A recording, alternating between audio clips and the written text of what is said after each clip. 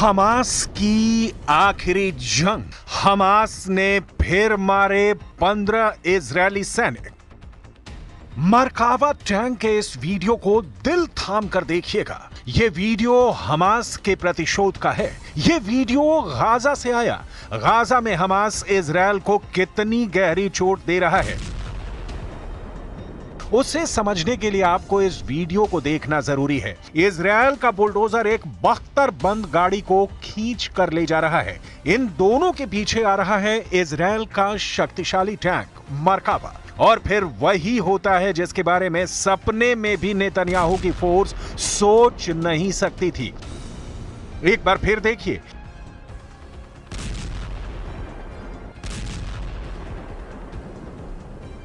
करीब 800 टैंक और बख्तरबंद गाड़ी तबाह होने के बाद भी इजरायल गाजा में लड़ रहा है।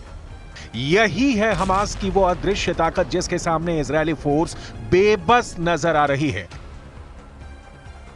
सिनवार को मार दिया, हमास के सैकड़ों बड़े कमांडरों को मिट्टी में मिला दिया, गाजा को खंडहर बना दिया, लेकिन हमास अभी भी जिंदा है।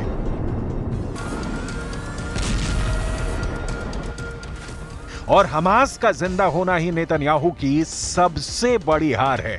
हमास की जीत और नेतन्याहू की हार की पूरी कहानी कुछ ही मिनटों में आपके सामने होगी, लेकिन पहले सुनिए हमास पर क्या कह रहे हैं ईरान के supreme leader ayatollah Ali Khamenei.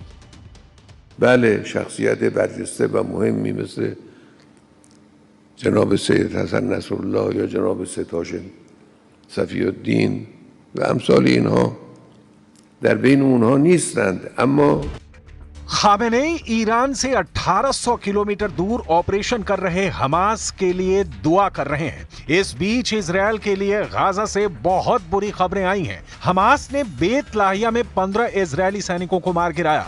Hamas की अल कस्साम ब्रिगेड ने ऑपरेशन को अंजाम दिया। सफातवी में मरकावा टैंक पर भी निशाना साधा। जबालिया में मोर्टार से इजरायली सैनिकों और गाड़ियों को निशाना बनाया गया।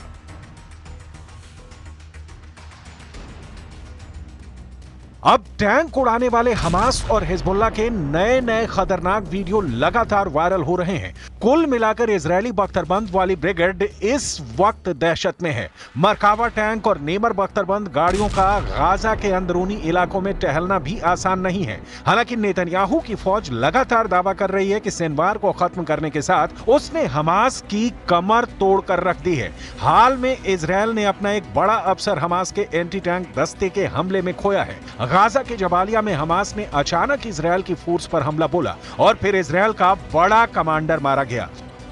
41 साल के कर्नल एहसन दाक्सा 401वीं ब्रिगेड के कमांडर थे। गाजा और लेबनान फ्रंट का लंबा अनुभव था। हमास ने इस अफसर को टारगेट बनाया और इजरायल को एक बहुत बड़ा जख्म दे दिया।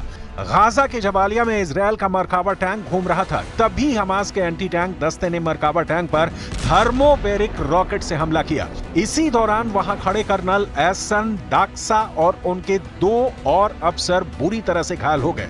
सबको फौरन रेस्क्यू किया गया, लेकिन इजरायल की फौज कर्नल एहसन दाक्सा को बचा नहीं पाई।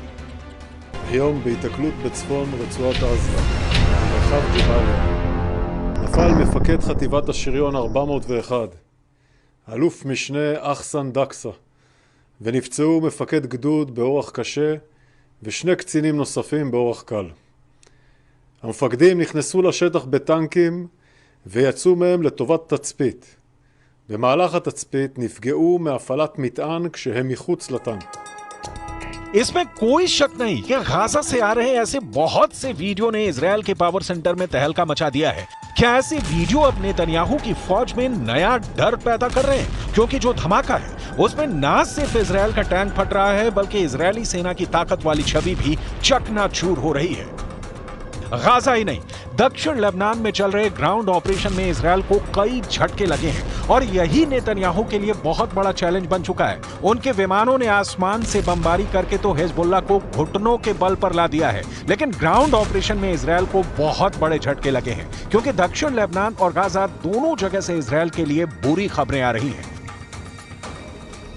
दक्षिण लेबनान में हिजबुल्लाह का दावा है कि वो इजरायल के 100 से ज्यादा सैनिकों को मार चुका है, जबकि 7 अक्टूबर से अब तक गाजा युद्ध में इजरायल के 800 से ज्यादा सैनिक हमास के हमले में मारे जा चुके हैं। सवाल है कि इतनी लाशों को देखकर इजरायल की वॉर कैबिनेट में क्या चल रहा है? नेतन्याहू वॉर रूम में क्या फैसले कर रहे हैं? इजरायल का दावा है कि अब तक वो हिजबुल्लाह के हथियारों पर इतने बम गिरा चुका है कि उसका रॉकेट और मिसाइल वाला जखीरा सिर्फ 20% बचा है और बाकी बचे हिजबुल्लाह के लड़ाकों और उसके अड्डों को खत्म करने में ज्यादा वक्त नहीं लगेगा। लेकिन सच ये भी है कि दक्षिण लेबनान में इजरायल अब भी जूझ रहा है। 1.5 महीने के ग्राउंड ऑपरेशन में उसके कंट्रोल में ऐसा कोई इलाका नहीं है जिसे वो अपनी बहुत बड़ी जीत बता सके। התיאור של המרחב הזה הוא ייתן לנו את תנאי הבסיס מפה לעשות את הדברים הנכונים כדי שבאמת בעמק למטה יהיה בטוח.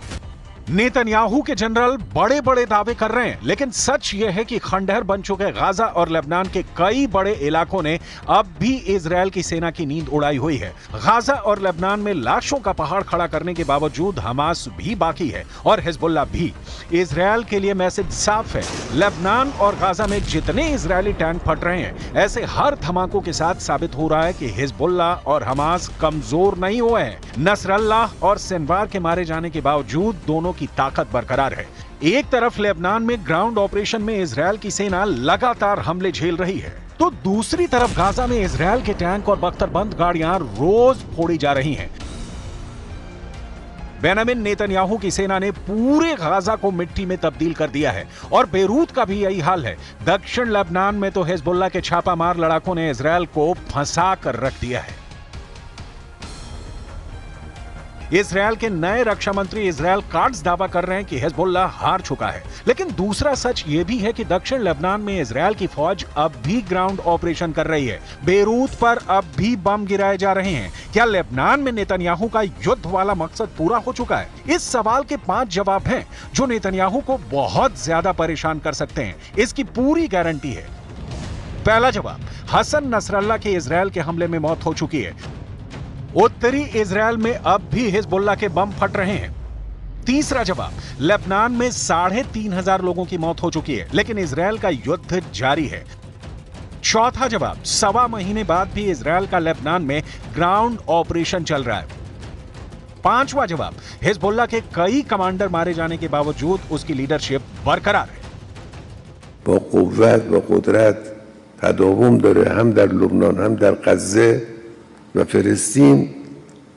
این مجاهدت ها قطعاً به دنبال خود پیروزی حق را، پیروزی جبهه حق را. अब इजरायल से आई इन तस्वीरों को देखिए। इजरायल में लगातार नेतन्याहू के खिलाफ प्रदर्शन हो रहे हैं।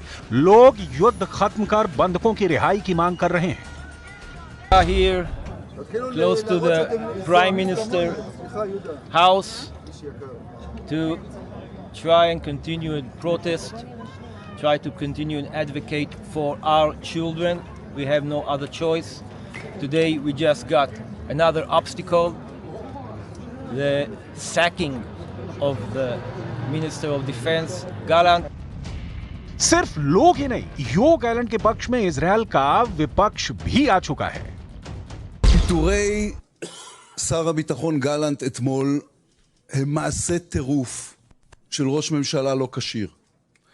באמצע מלחמה, בזמן שישראל נלחמת ב7 חזיתות, נתניהו החליש ופגע בצה"ל, בכוחות הלוחמים, רק כדי להעביר את חוקי ההשתמטות. जंग अपनी जगह है, लेकिन इंसानियत और मानवीयता अपनी जगह। लेकिन इस जंग में सब स्वाहा हो चुका है। बड़े, बुजुर्ग, बच्चे, महिलाएं, सबके सामने दो तरफा मौत खड़ी है। 400 दिन की जंग, भूख से मर रहा गाजा। पूरे गाजा पट्टी में हो रहे हमलों पर ना तो कोई सवाल पूछने वाला है और ना ही कोई जवाब देने वाला है। हालात बद से बदतर हैं। जरा ये वीडियो देखिए। भूखे फिलिस्तीनी एक एक रोटी के लिए तरस रहे हैं। ये तस्वीरें गाजा में दीर अल बला इलाके की हैं, जहां सैकड़ों लोग एक रोटी हासिल करने के लिए जुटे हुए हैं। भूखे पेट रोटी के लिए भयंकर धक्का मुक्की करते ये फिलिस्तीनी 400 दिन से ज्यादा की जंग में इतने बेबस और लाचार हो चुके हैं। ما بنش حاجة بالسوق السد ولا حاجة، ولا إشي بقلب السوق موجود، لا سيرج ولا سكر ولا شاي ولا سمنة ولا فراخ ولا لحمة ولا سمك، والخضار البندورة 50 شيكل الكيلو. من وين نجيب يا عمي؟ معناش. احنا مش عارفين وين بدنا نروح، يعني عن جد احنا مش عارفين ايش الحل اللي وصلنا لها. اقسم بربي يعني احنا بنمر باصعب او مواقف واصعب ايام، حتى الاحتلال اخذ اخويا بحطوا كل الشباب على شقه. इजरायल पर पिछले 7 अक्टूबर के हमले के बाद से 1 साल से ज्यादा का वक्त बीत चुका है, लेकिन अब भी गाजा में हमास के कब्जे में 97 बंधक कैद हैं। रिपोर्ट्स के मुताबिक कुल बंधकों में से 33 की मौत हो चुकी है। प्रदर्शनकारी चाहते हैं कि हमास के साथ युद्ध विराम का समझौता हो ताकि बंधकों को छुड़ाया जा सके, लेकिन युद्ध रुकेगा ऐसा लगता नहीं, क्योंकि ट्रंप के चुनाव जीतने के बाद इजरायल हमास और हिजबुल्लाह पर और भी ज्यादा हमलावर हो चुका है।